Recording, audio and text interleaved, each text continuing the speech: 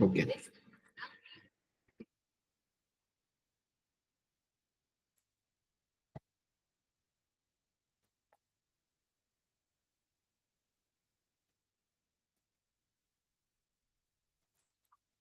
All right, so we will start with this chapter of my living world, and the first thing we'll try to talk about here is going to be in terms of my biodiversity.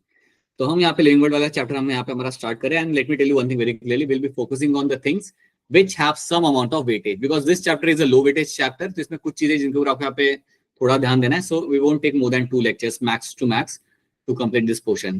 Possibly हमारा try करेंगे एक lecture में ये हो जाए, but let's drag it till 2 अगर जरूरत पड़ती है तो.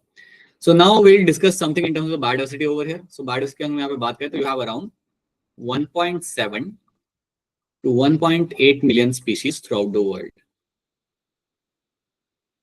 These many number of species you will be finding in the world,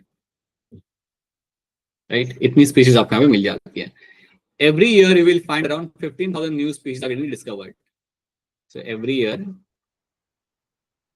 you find around 15,000 new species are getting discovered. New species are discovered.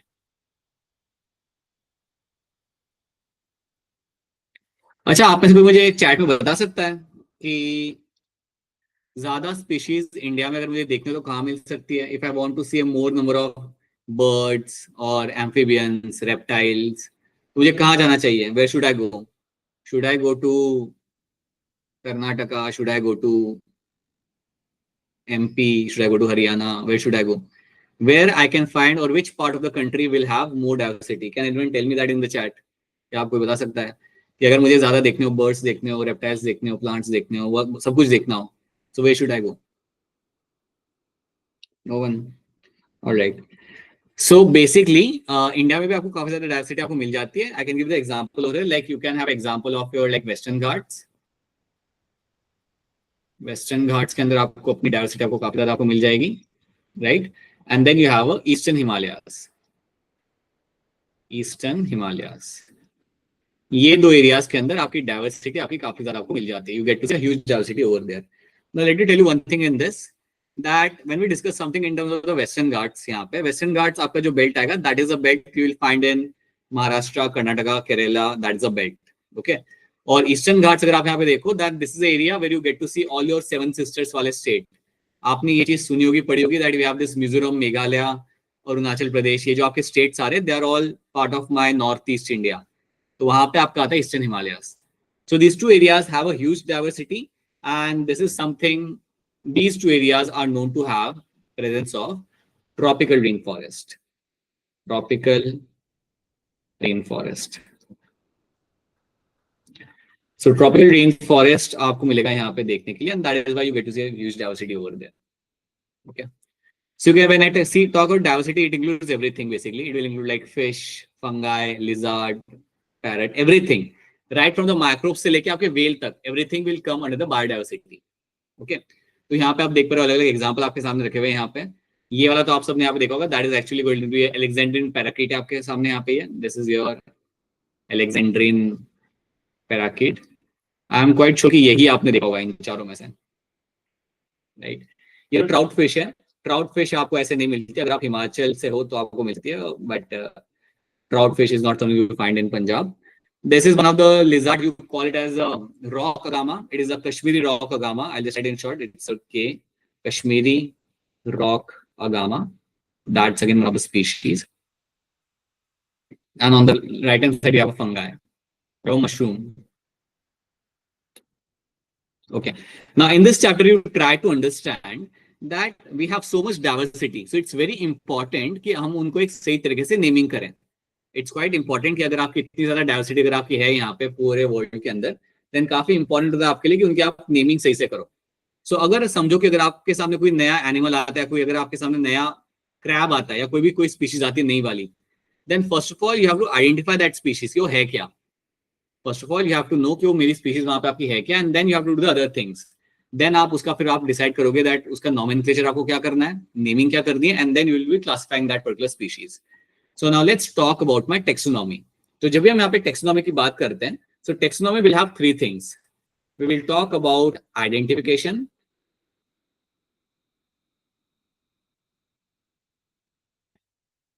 We'll talk about something called as my nomenclature and your classification. Classification.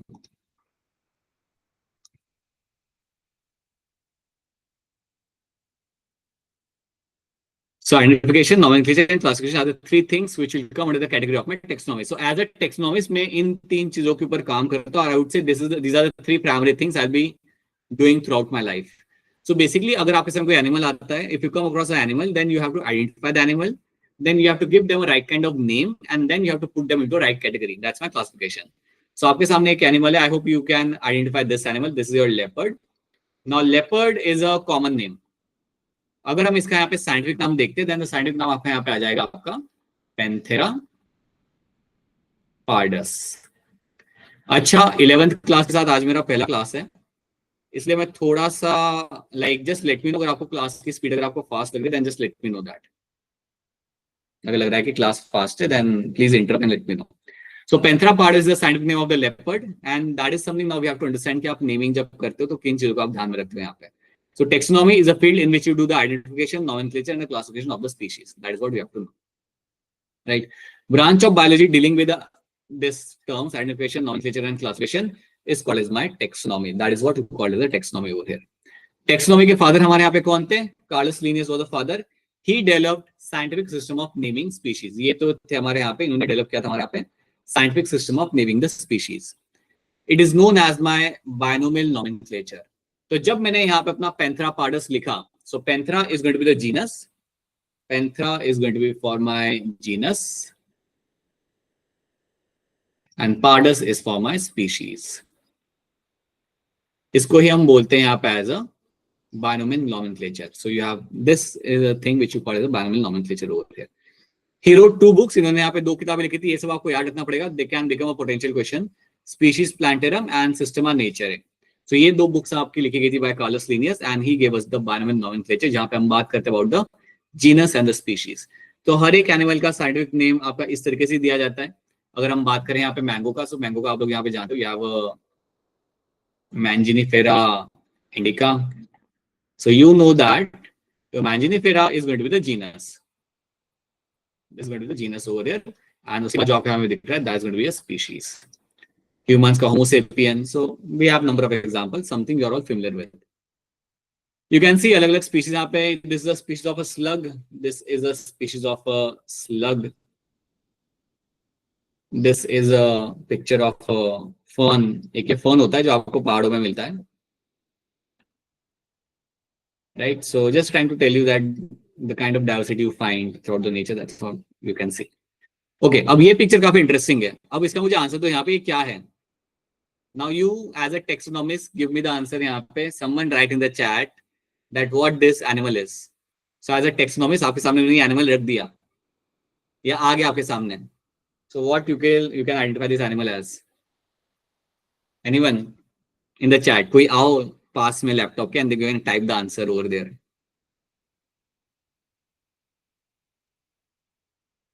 Who wants to answer this? No one knows कि क्या है ये. अच्छा, at least tell me, अगर snake लग रहा है तो ये थम्स अप कर दो यहाँ पे फटाफट.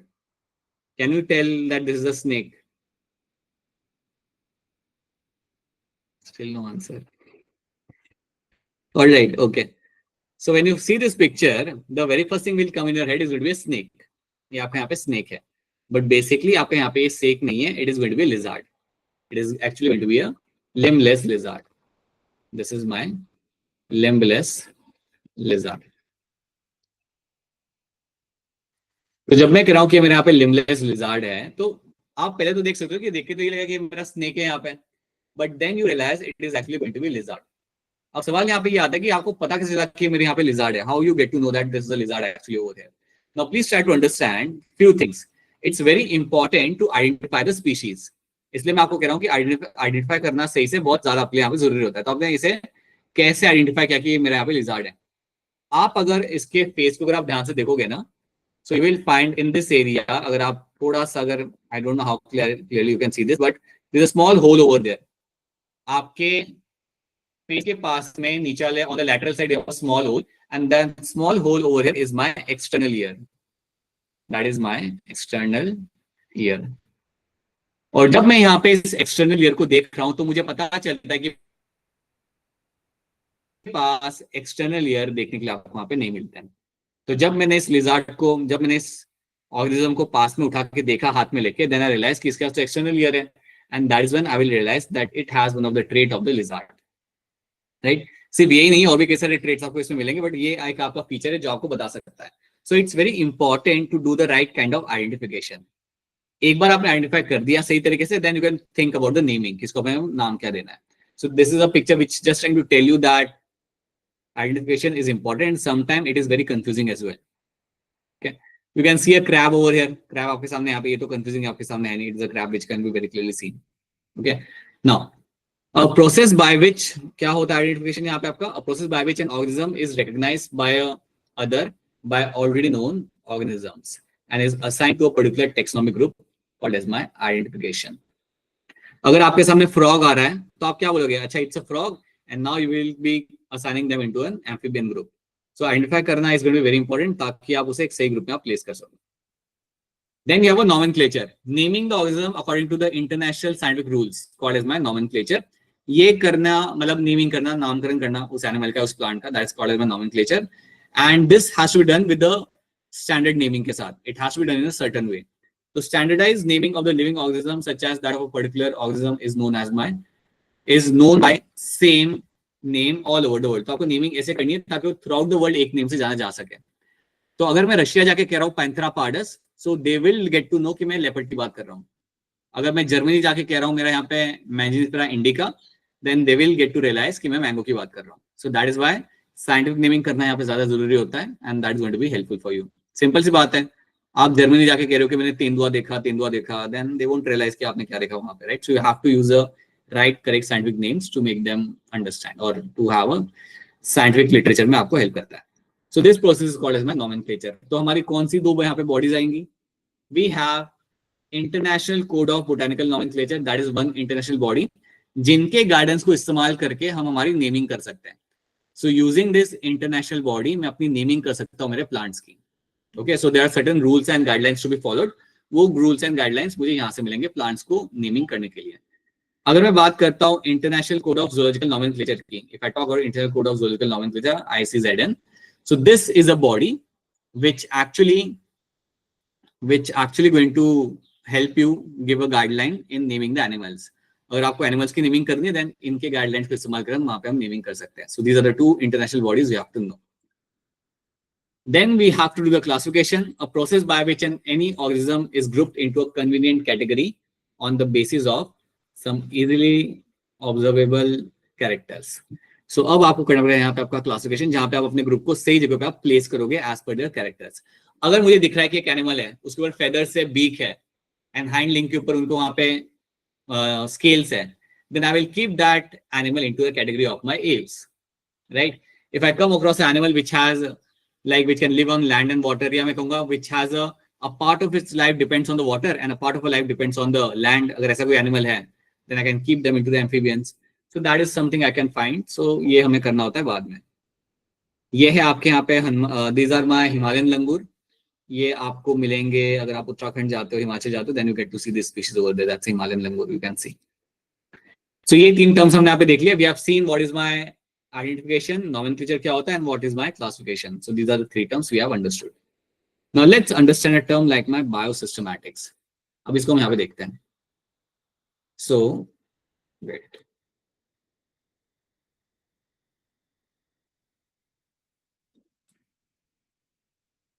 So as a taxonomist, आप क्या करते हो? You basically as a taxonomist या someone who is expert in taxonomy, आपको करना होता है identification, आपको करना होता है आपके यहाँ पे nomenclature, ये तो आपको करना ही होता है ये सब, and इसके साथ you also have to do your classification.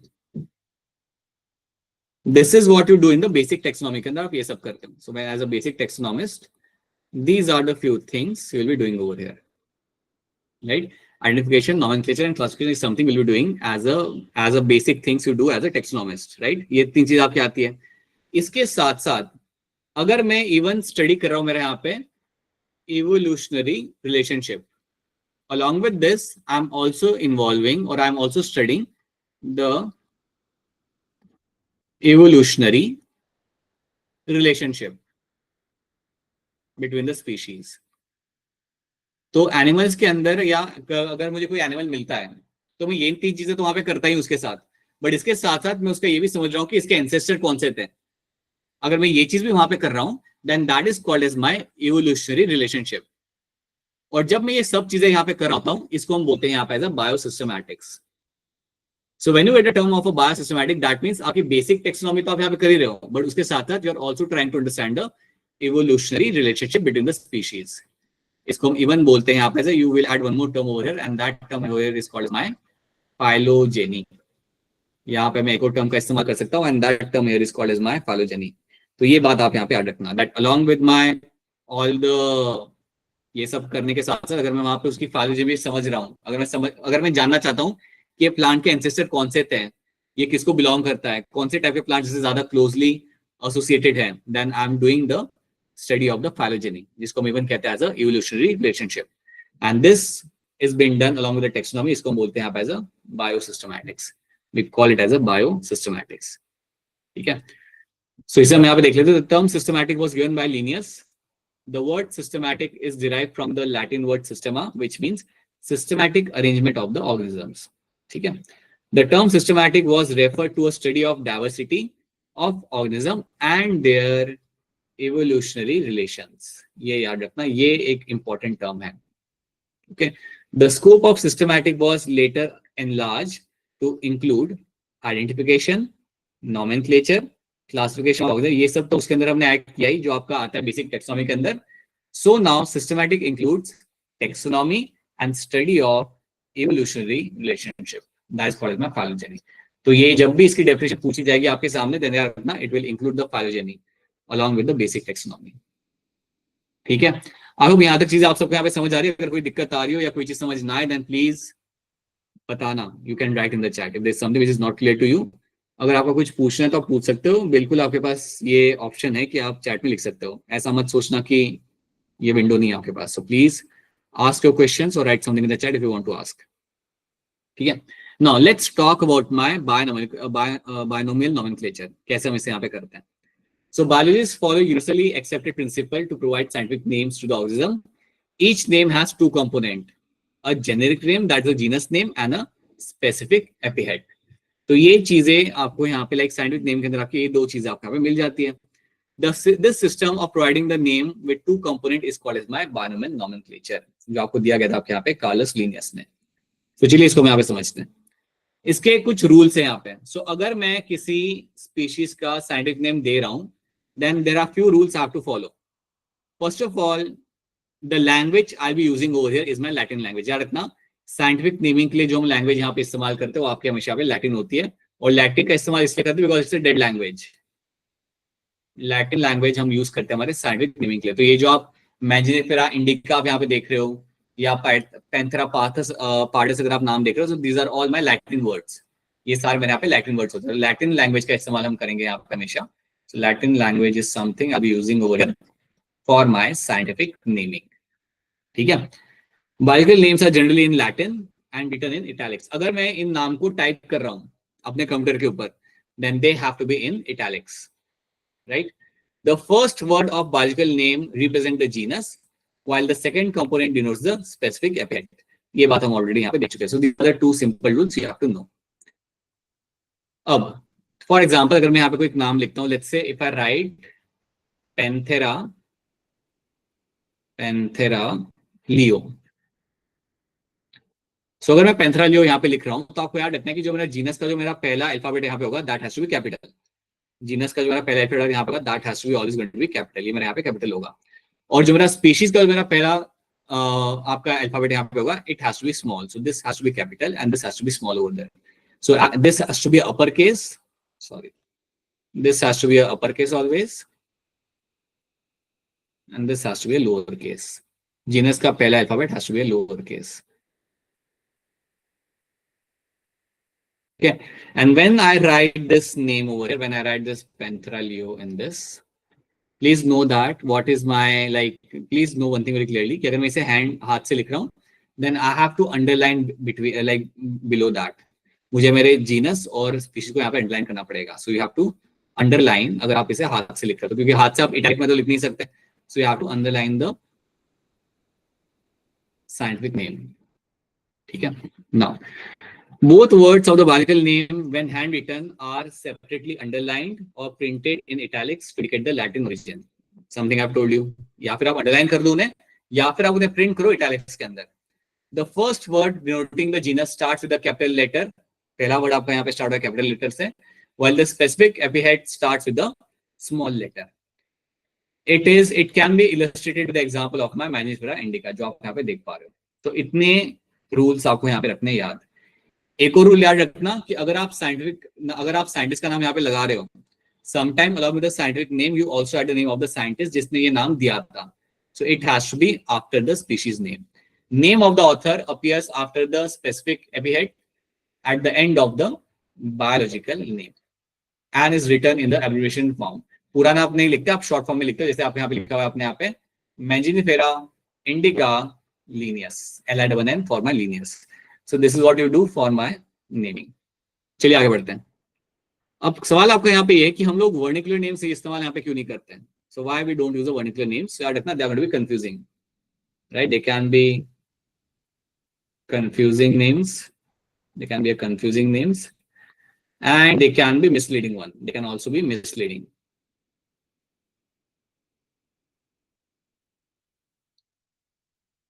Right? I can also say that they cannot be used globally, right?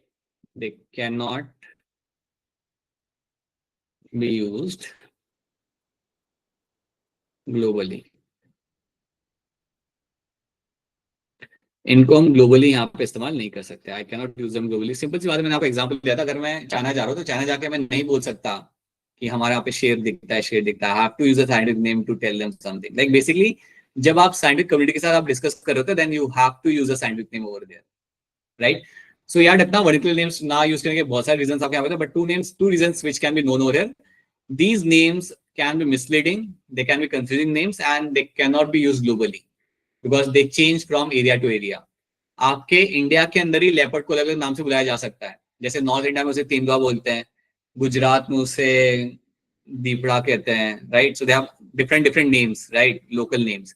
So that is why such names can not be used globally. वो बहुत confusing आपके लिए हो सकता है. So that is why we don't use vernacular names कभी भी. Now you have a question in front of you. Question solve करने का तरीका क्या होता है मैं आपको बताता हूँ. हमारे क्लास के अंदर जब आपके सामने क्वेश्चन आ रहा है, आप अपना 1 मिनट यहाँ पे अपना ले लो. You take your 1 minute and then write your answer in the chat. A, B, C, D, right? मतलब पूरा statement आपको नहीं लिखना है. You just have to write A, B, C, D. So nomenclature is governed by certain universal rules. कुछ यहाँ पे आपके rules होते हैं. Which of the following is contrary to the rules of the nomenclature? यहाँ मैं कहूँगा इनमें से कौन सा statement है जो against है to the rules of my nomenclature. Nomenclature के rules से कौन सा इनमें से statement है जो आपके यहाँ पे against हो जाएगा या अलग हो जाएगा.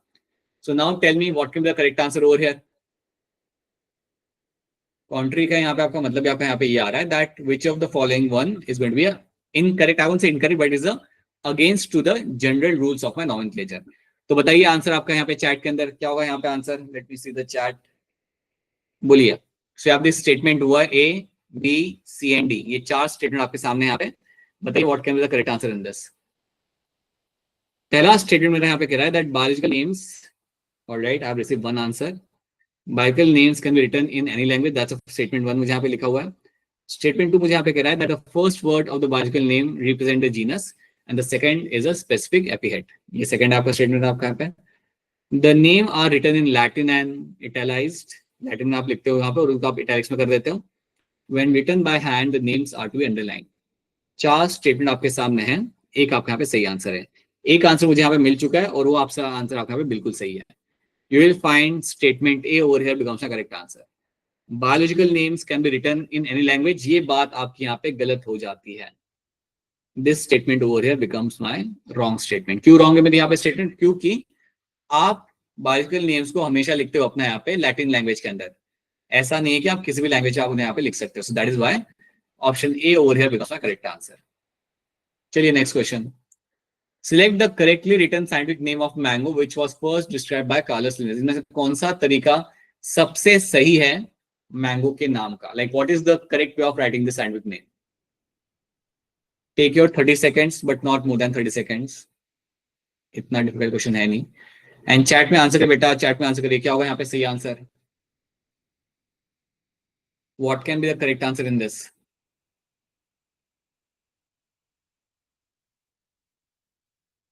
Alright, I have received the one answer. बाकी स्कूल्स बेटा, बाकी स्कूल भी ट्राई कर सकते हैं. Right now I'm getting some answer from. Okay. Yes, the correct answer here is going to be my option C. Magnifica indica len. That's for my Linnaeus के लिए हमने short में Linnaeus के लिए हमने यहाँ पे लिखा हुआ है. That is the correct way of putting up the scientific name. True. Very good. ये देखो ध्यान से, I'm giving the correct answer. Biosystematic aims at. मैं ऑलरेडी आपको डेफिनेशन बता चुका हूँ आपको यहाँ पे बायोसिस्टमैटिक्स की. Take your time. और क्या एक एडिशनल चीज हम करते हैं इन टर्म्स ऑफ माय बायोसिस्टमैटिक्स.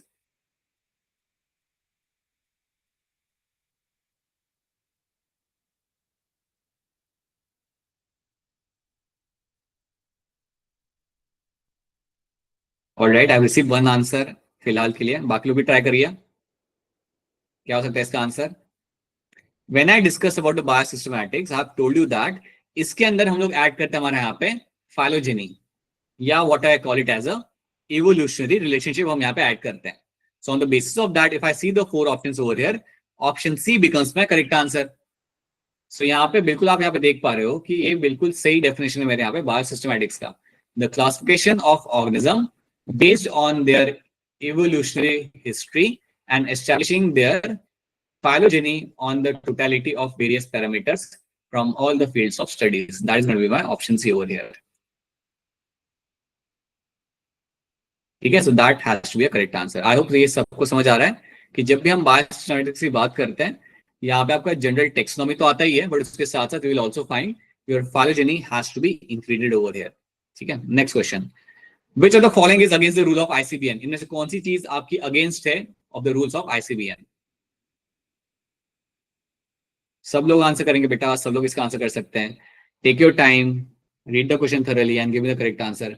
जब तक आप इंटरैक्ट आंसर नहीं करोगे तब तक आपका कैसे पता चलेगा कि it's clear to all of you. Alright, military school Talwara का यहाँ पे आंसर आ चुका है. One more school has answered over here and all other school इसके अलावा बाकी लोग भी आंसर कर सकते हो चैट में. इनमें से कौन सा is against the rule of my ICBN? Alright, चलिए. सो स्टेटमेंट ए मेरा यहाँ पे क्या कह रहा है? स्टेटमेंट ए मुझे यहाँ पे कह रहा है that hand written scientific name should be underlined. ये बात तो आपके यहाँ पे सही है, दैट्स ट्रू. ये बात आपके यहाँ पे सही है. Okay, every species should have a generic name and a specific epithet. That is also going to be true. ये बात भी मेरे यहाँ पे सही हो जाती है, that's also true over here. Scientific names are in Latin and should be italicized. That is also going to be true over here. ये बात भी आप यहाँ पे सही है. D आपको यहाँ पे क्या कह रहा है? Generic and specific names should be written starting with small letters. ये बात आपकी यहाँ पे false हो गई. This is going to be false. So that is why this over here becomes the correct answer. So generic and specific names should be written starting with a small letter, and that's going to be false over there. Okay.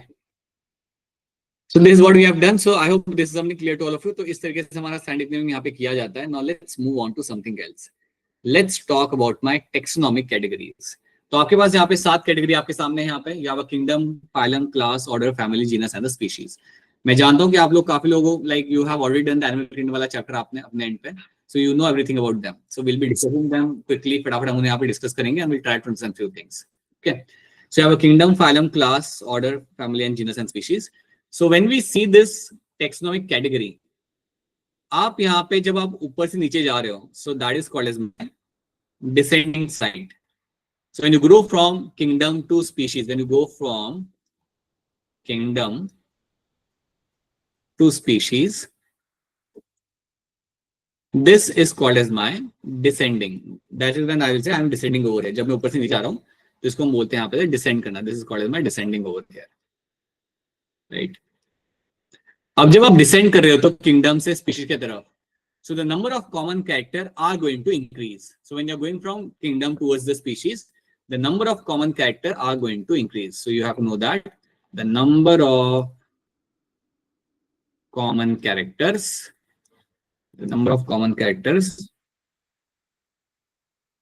are going to increase. ठीक है, ये बात आप हमेशा यहाँ पे याद रखना.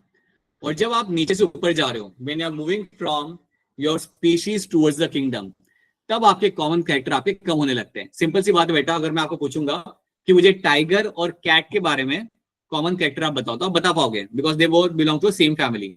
आपका टाइगर और आपकी जो घरेलू बिल्ली होती है, they both belong to the same family. तो आप उनके पीछे आप कॉमन कैरेक्टर बता सकते हो, कि बोल सकते हो कि सर कार्निवरस होते हैं ये, they have large canines, they have both have large canines, both have paws which have a retractable claws. आप मुझे बता सकते हो ये सब चीजें. लेकिन अगर मैं आपको बोलूं कि मुझे बताइए common character between your dolphin, bat and your elephant, तो आपके लिए थोड़ा सा मुश्किल हो जाएगा कंपैरेटिवली. क्योंकि जैसे आप ऊपर जाते हो, as soon as you move from the species towards the kingdom, as soon as you move from the species towards the kingdom, आपके कॉमन कैरेक्टर आपके यहाँ पे कम होने लगते हैं. तो ये बात याद रखना कि जब आप असेंड करते हो, when you do the ascending part, जब आप नीचे से ऊपर जा रहे हो, when you are moving from the species towards the kingdom, so that is the ascending part.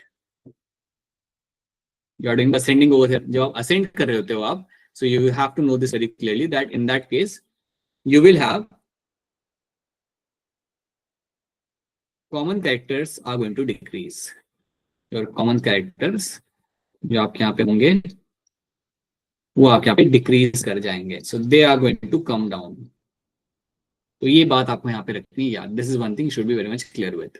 ठीक है. Now taxonomic categories are being proposed by Linnaeus. They are obligate categories. Some smaller subcategories may be added. कुछ आपकी smaller categories आपकी डाली जा सकती है for more precise position of the species. Right.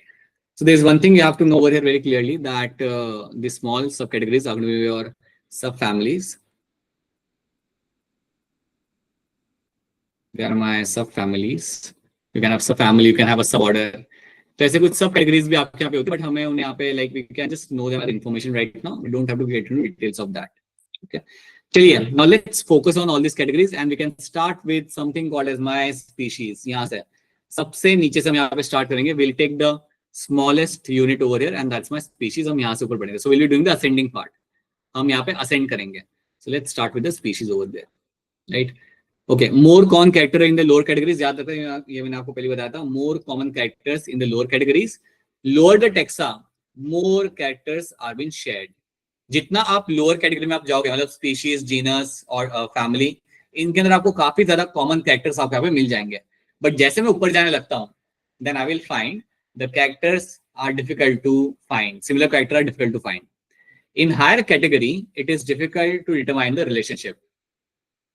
It's difficult to determine the relationship over here. Okay, now let's talk about the species over here. अगर मैं यहाँ पे species की बात करता हूँ,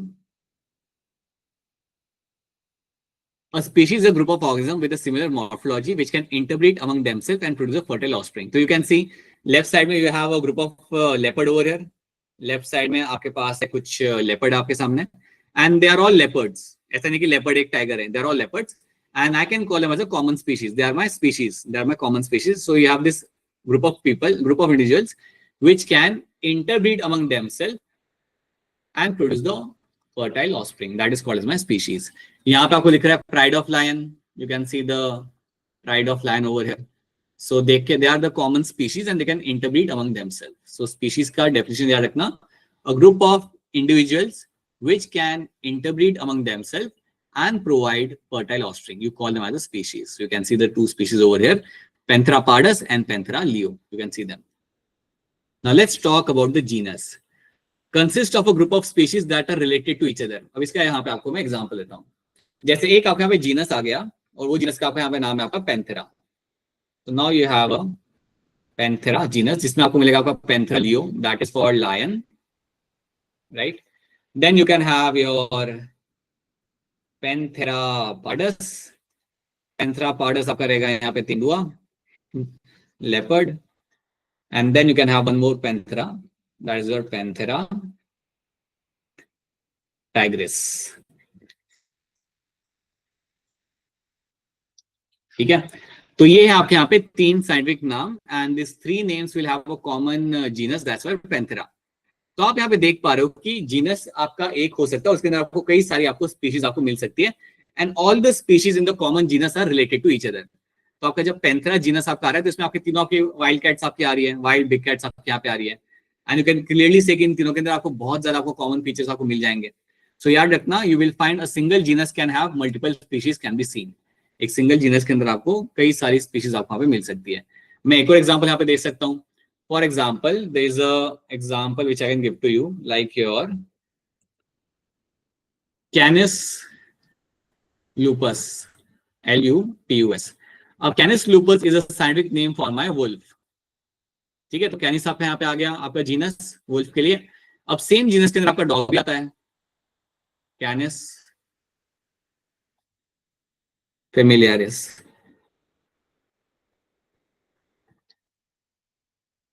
Right, the same genus will also have a dog over here. So you have a wolf and you have a dog in this. Right, so that is something which will come under the Canis genus के अंदर आपके यहाँ पे आ जाएगा। So again that's example कि अगर आपका एक genus है, so you can find closely related species can be seen in the same genus। आपको अगर genus के अंदर अगर आप कुछ common traits अगर आप वहाँ पे देख रहे हैं, then the closely related species you can find in the same genus, and that's what you will find in the Canis के अंदर यहाँ पे। So you will have genus Canis and you have a genus Panthera over here, right? Genus can have more than one species. तो जैसे कि मैंने आपको बताया था यहाँ पे आपका कि एक जीनस के अंदर आपको एक से ज्यादा आपको स्पीशीज यहाँ पे आपकी मिल सकती है, and they will all have a common traits. कई सारे कॉमन ट्रेड्स आपको मिल जाएंगे। Genus having one species only is known as my monotypic. अगर एक जीनस के अंदर अगर आपको एक ही स्पीशीज अगर आपको वहां पे मिल रही है, then such genus is called as my monotypic. तो ये भी आप यहाँ पे याद रख लेना कि अगर होता है कि एक जीनस में आपको एक ही स्पीशीज मिलती है, so that is my monotypic species. Here you have a plant of genus Solanum. So Solanum के अंदर आपके यहाँ पे दो species आपको मिल जाए। You have a potato, Solanum tuberosum, and you have a Solanum tuberosum, and you have a Solanum melongena. So melongena and your tuberosum are the two species you have, and one is brinjal, one is potato. So that is again one of the example कि एक genus के अंदर आपको multiple species आपके यहाँ पे मिल सकते हैं। So plants का भी example हमारे सामने यहाँ पे present है। Then you have a family. अब जब हम यहाँ पे फैमिली की बात करते हैं तो family will have some related genuses. So group of similar genera are been kept into a single family. Group of related genera can be kept into a single family. आप यहाँ पे देख पा रहे हो हमारा एक जीनस था आपका यहाँ पे पैंथेरा, एक और जीनस था आपके यहाँ पे फेलिस। फेलिस मतलब जिसमें अंदर आती है आपकी छोटी बिल्लियां, आपकी जो घरेलू बिल्ली आपकी होती है, उसके अलावा all the small cats will come under the Felis genus के अंदर। अब Felis genus and Panthera genus are my two genus which are very much related to each other. तो हमने क्या किया, हमने इनको यहाँ पे रख दिया एक कॉमन फैमिली के अंदर। We have kept into common family and that common family over here is called as my Felidae. This common family over here is called as my फेलिडिया।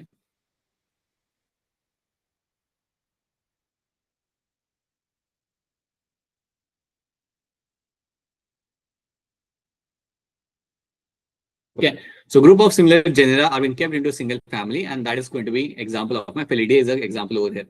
Similarly, आपका एक और फैमिली आपको होता है कैनिडिया करके, जिसके अंदर हमारा डॉग्स, वुल्फ, ये जितने भी आपके यहाँ पे आ रहे होते हैं ना, all the dog like animals that are kept into family of my Canidae करके आपके यहाँ पे फैमिली हो जाती है। सो अपेरेंटली आप ये एग्जांपल याद रखना। So family means you have a group of genera kept into single category, that is my family. Then in plants we use a reproductive and vegetative features over here, जैसे आपका Solanum, Petunia, Datura are been kept in my Solanaceae के अंदर। So this is a family जिसके अंदर मैंने इन सारे जीनसेस को यहाँ पे रखा हुआ है। All these genuses are been kept over there. Okay. So which of the following group consist of similar species? इनमें से कौन सा आपके यहाँ पे ग्रुप रहेगा जिसमें आपको सिमिलर स्पीशीज आपको यहाँ पे मिल जाएंगी? या मैं इसको थोड़ा सा चेंज करता हूँ आपको आपके लिए यहाँ पे। Like tell me over here when you have group of related species, इसको मैं ऐसे करता हूँ यहाँ पे, when you have a group of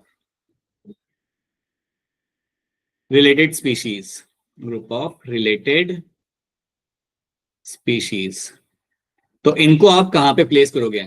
If you have a group of related species, then आप इनको आप कहाँ पे प्लेस कर दोगे? अच्छा, एक आंसर मेरे सामने यहाँ पे आ चुका है, and that's the correct answer. Yes, we will kept into a single category of my genus. इनको मैं genus के अंदर यहाँ पे प्लेस कर दूंगा। That's true, बिल्कुल सही। Lion and tiger belong to family what? Lion and tiger आपके कौन से फैमिली को यहाँ पे बिलोंग करते हैं? बताइए इसका आंसर जल्दी से। Lion and tiger belong to which family?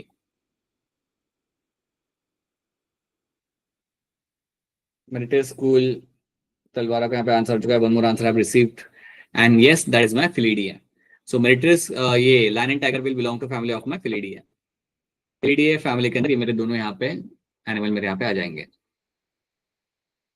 In the hierarchy of classification, the order is present between. जो आपकी hierarchy होती है classification की, उसमें आपका order कहाँ पे आ रहा होता है? Where I'll be finding the order has been kept. Take your time, याद करो अपनी 7 कैटेगरीज को एंड देन बताओ कि ऑर्डर आपका कहाँ पे आ रहा होगा पहले. अच्छा ठीक है. 2 स्कूल से मुझे रेगुलरली आंसर आ रहे हैं और वो 2 स्कूल का आंसर जो यहाँ पे आया है वो यहाँ पे बिल्कुल सही है. Yes, order will come between the family and the class. Order will always come between the family and the class के आपको यहाँ पे ऑर्डर आपको मिल जाएगा.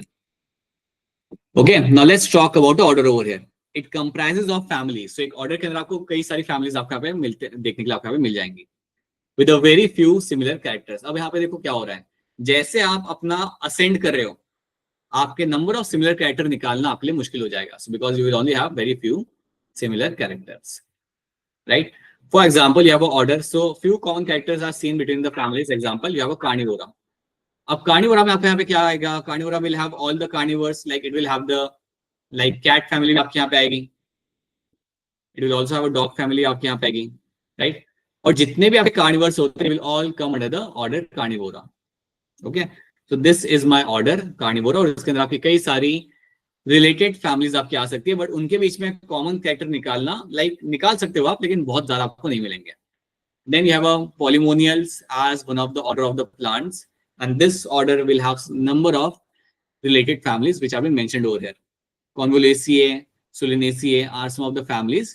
ये आपके आते हैं पॉलीमोनियल्स के अंदर. ठीक है, that kept into a single order of my Polemoniales. So order में आएंगे आपकी related families kept into single order. आप यहाँ पे देख सकते हो, you can very clearly see over here that you have a family of my dogs Canadian. ठीक है, सो कैनेडियन मेरी फैमिली यहाँ पे आ गई and you have a Felidae over here. Felidae मेरी वाली फैमिली मेरी यहाँ पे आ गई. सो you have a Felidae and you have a Canadian वाली फैमिली आपके सामने यहाँ पे आ रही है. And these two family can be kept into a single order and that is my Carnivora. Carnivora नाम के ऑर्डर के अंदर मैं इनको यहाँ पे डाल सकता हूँ. This is order in which I can keep them, right? Alright, so this is what we have done अभी के लिए. I think it's your time now.